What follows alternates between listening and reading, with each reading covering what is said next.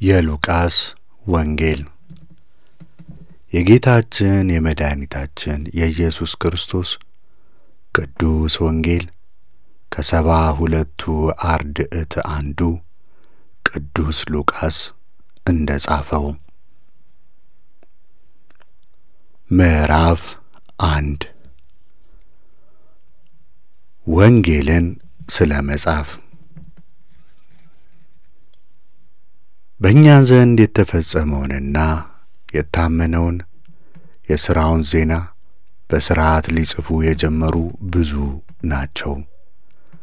ከእኛ አስቀድሞ በዓይን ያዩትና የቃሉ አገልግሎት የነበሩ እንደ አስተላለፉልን የከበርህ ቴዎፍሎስ ሆይ ከመጀመሪያው ተከትዬ ሁሉንም በየተራ እውነተኛውን እጽፍ ዘንድ መልካም ሆኖ ታየኝ።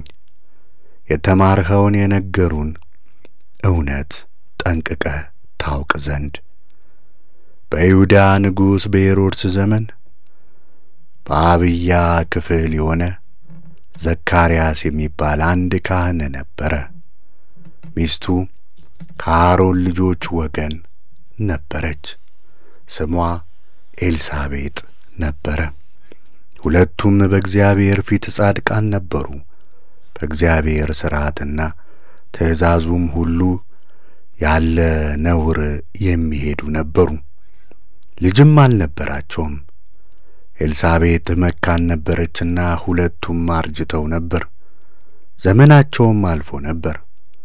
እርሱም በእግዚአብሔር ፊት በተራው የክህነትን ሥራ በሚሠራበት ጊዜ ካህናት እንደሚያደርጉት የሚያጥንበት ጊዜ ደረሰ። ወደ እግዚአብሔር ቤተ መቅደስ ገባ። ዕጣን በሚያጥንበት ጊዜም ሕዝቡ በሙሉ በውጪ ይጸልዩ ነበር። የእግዚአብሔር መልአክም በዕጣን መሠዊያ በስተቀኝ ቆሞ ታየው። ዘካርያስም ባየው ጊዜ ደነገጠ፣ ፍርሃትም ርዕድም ወረደበት። መልአኩም እንዲህ አለው፣ ዘካርያስ ሆይ አትፍራ፣ ጸሎትህ በእግዚአብሔር ፊት ተሰምቶአልና። ሚስትህ ኤልሳቤጥ ትጸንሳለች፣ ወንድ ልጅም ትወልድልሃለች፣ ስሙንም ዮሐንስ ትለዋለህ። ደስታና ሐሴትም ይሆንልሃል፣ በመወለዱም ብዙዎች ደስ ይላቸዋል። እርሱ በእግዚአብሔር ፊት ታላቅ ይሆናልና የወይን ጠጅና የሚያሰክርም መጠጥ ሁሉ አይጠጣ። ከእናቱ ማኅፀን ጀምሮም መንፈስ ቅዱስ ይመላበታል። ከእስራኤልም ልጆች ብዙዎችን ወደ አምላካቸው ወደ እግዚአብሔር ይመልሳቸዋል። እርሱም የአባቶችን ልብ ወደ ልጆች፣ የካህዲያንን ሐሳብ ወደ ጻድቃን ዕውቀት ይመልስ ዘንድ ሕዝብን ለእግዚአብሔር የተዘጋጀ ያደርግ ዘንድ በኤልያስ መንፈስና ኃይል በፊቱ ይሄዳል። ዘካርያስም የእግዚአብሔርን መልአክ እንዲህ አለው፣ ይህ እንደሚሆን በምን አውቃለሁ? እነሆ እኔ አርጅቻለሁ፣ የሚስቴም ዘመኗ አልፏል። መልአኩም መልሶ እንዲህ አለው፣ እኔ በእግዚአብሔር ፊት የምቆመው ገብርኤል ነኝ። ይህንንም ነግርህና አበስር ዘንድ ወደ አንተ ተልኬአለሁ። አሁንም በጊዜው የሚሆነውና የሚፈጸመውን ነገሬን አላመንኸኝምና ይህ እስኪሆን ድረስ ዲዳ ትሆናለህ፣ መናገር ይሳንሃል።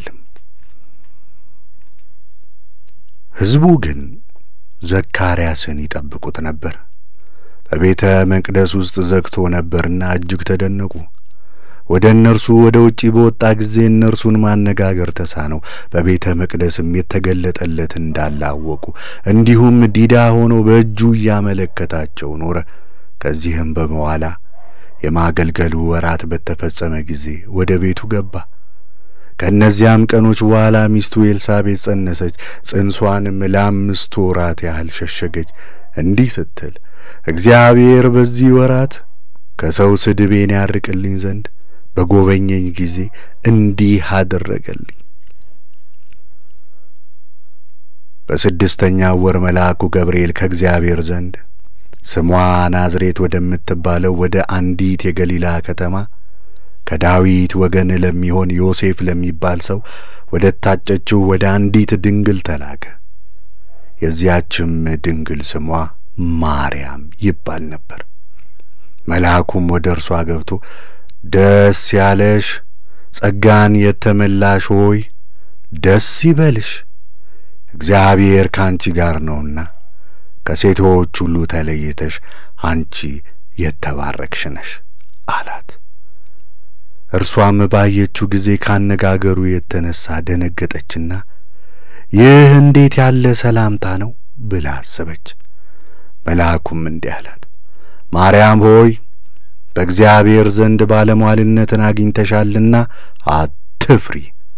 እነሆ ትጸንሻለሽ፣ ወንድ ልጅንም ትወልጃለሽ፣ ስሙንም ኢየሱስ ትዪዋለሽ። እርሱም ታላቅ ነው፣ የልዑል እግዚአብሔር ልጅም ይባላል። እግዚአብሔር አምላክም የአባቱን የዳዊትን ዙፋን ይሰጠዋል፣ ለያዕቆብ ወገንም ለዘላለሙ ይነግሣል፣ ለመንግሥቱም ፍጻሜ የለውም። ማርያምም መልአኩን ወንድ ስለማላውቅ ይህ እንዴት ይሆንልኛል አለችው። መልአኩም መልሶ እንዲህ አላት፣ መንፈስ ቅዱስ ያድርብሻል፣ የልዑል ኃይልም ይጋርድሻል። ካንቺ የሚወለደው ቅዱስ ነው፣ የልዑል እግዚአብሔር ልጅም ይባላል። እነሆ ከዘመዶችሽ ወገን የምትሆን ኤልሳቤጥ እርሷ እንኳ በእርጅናዋ ወንድ ልጅ ጸንሳለች። መካን ትባል የነበረች ከጸነሰች እነሆ ይህ 6ኛ ወር ነው፣ ለእግዚአብሔር የሚሳነው ነገር የለምና። ማርያም መልአኩን እነሆኝ የእግዚአብሔር ባሪያው አለው፣ እንደ ቃል ይሁንልኝ አለችው። ከዚህ በኋላም መልአኩ ከእርሷ ዘንድ ሄደ።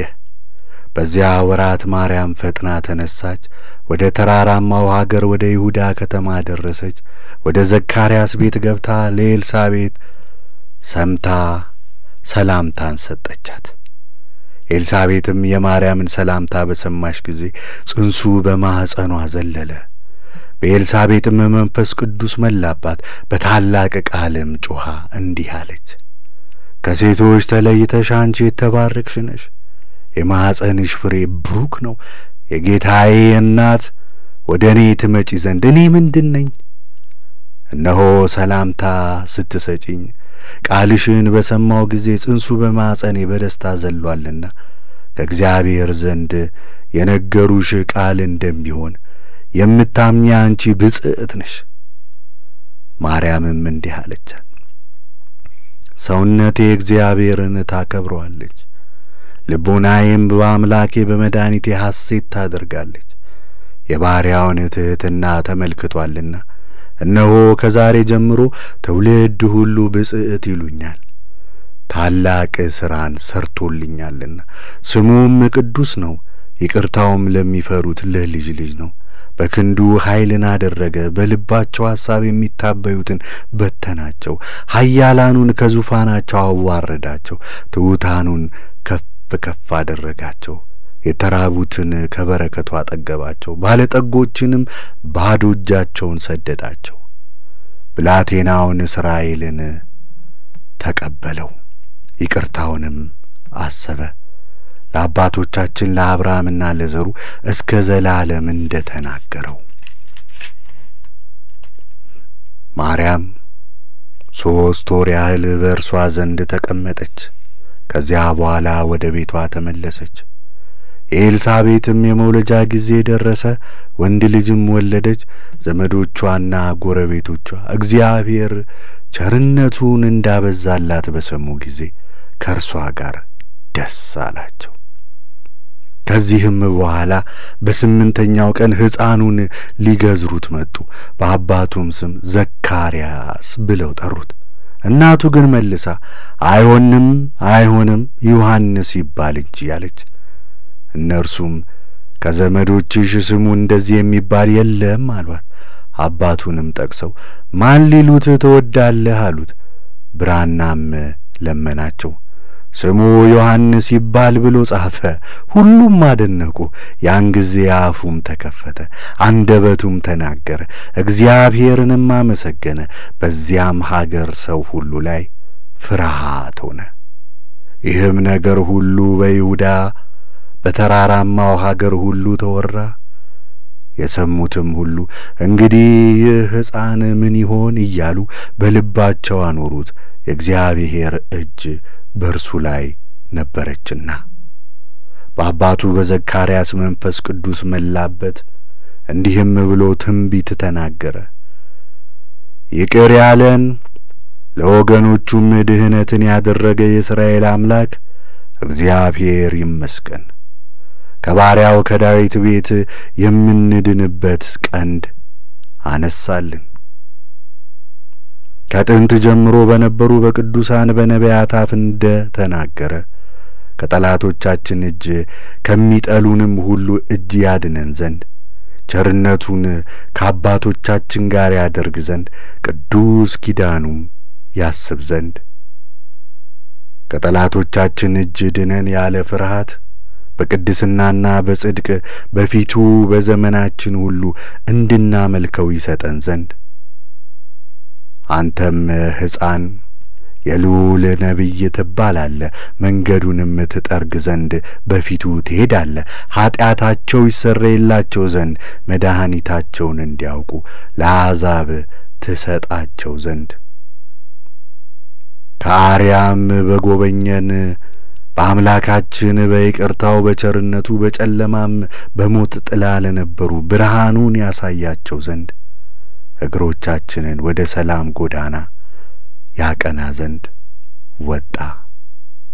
ሕፃኑም አደገ፣ በመንፈስ ቅዱስም ጸና፣ ለእስራኤልም እስከ ታየበት ቀን ድረስ በምድረ በዳ ኖረ።